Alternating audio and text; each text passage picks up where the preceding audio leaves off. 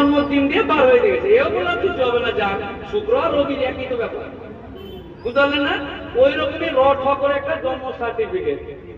17 বছর মেয়ের বয়স হয়েছে, আপনার এলাকার সিভিক ভলেন্টিয়ার ওর সাথে আপনার মেয়ের বিয়ে দিবেন।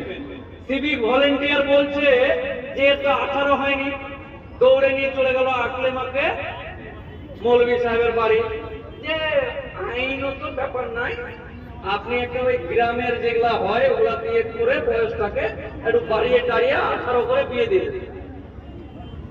তাহলে 17 বছর আগে একবার আকলেমা জন্মগ্রহণ করলো, বিয়ের সময় আবার বাড়িয়ে দিলেন, 17টাকে 18 করে বিয়ে দিয়ে দিয়েছে। এইবার সিভিক ভলেন্টিয়ারের এই এলাকার নেতার সাথে চেন আছে, নেতা বলল যে এই এলাকাতে এসএসকে একটা চাকরি আছে, আকলেমার কাগজ দিতে। তো আকলেমা তো বয়স কমিয়ে রেখেছে, 17 হিসাব মিলছে না, ওইখানে বাড়িয়ে দিল। মানে বাপের জিনিস।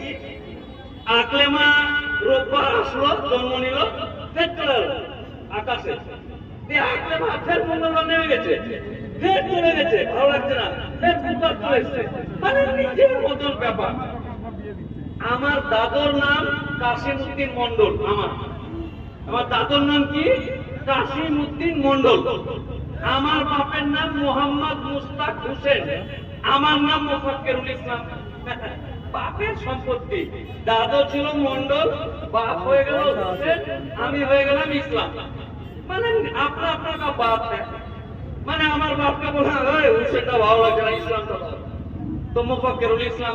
আমার বেটার ফেলে গেছি ফল, নিজেদের ব্যাপার, টাইটেল ফাইটেলের কোনো ব্যাপার না। তো এই করে মুসলিম সমাজের যে এত কাগজ ভুল আছে।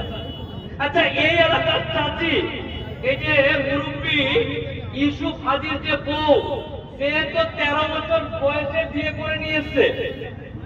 আচ্ছা, ওই চাচির কি কাগজ আছে? কালকে যে বলবে 4 তারিখ থেকে, কালকে যে বলবে যে চাচি তোমার জন্ম সার্টিফিকেট কোন কথা ভাবো, কোন কাগজ আছে চাচির? তো যে চাচিটা আপনার সংসারকে, আপনি তো 13 বছর বয়সে বিয়ে করে নিয়েছিলেন চাচিকে, সেই যুগে তো কোন বয়সে বিয়ে করতেন? তো ওই যে নিজের পাঁজর রক্ত সব চুষে দিয়ে আপনার সংসারে ছেলে জন্ম দিয়ে মানুষ করলো, আজকে বিপদের দিনে আমার ওই চাচির জন্ম সার্টিফিকেট আছে? হ্যাঁ, চাচি কি তাহলে ভোগে? চাচির কি হবে? কাগজই নাই। আল্লাহু আকবার। চাচি ব্যাপারটা বুঝতে পারছেন তো? এইরকম সিচুয়েশন যদি প্রত্যেকটা পুঙ্খানো আলোচনা করি, বাড়ি যেতে পারবেন না। ভাবেনি তো এগুলো নিয়ে, কখন ভেবেছেন এগুলো নিয়ে? 2 কাঠা হয়েছে, আর 1 কাঠা বাড়িয়ে 3.5 কাঠা কিভাবে করবেন এটা নিয়ে।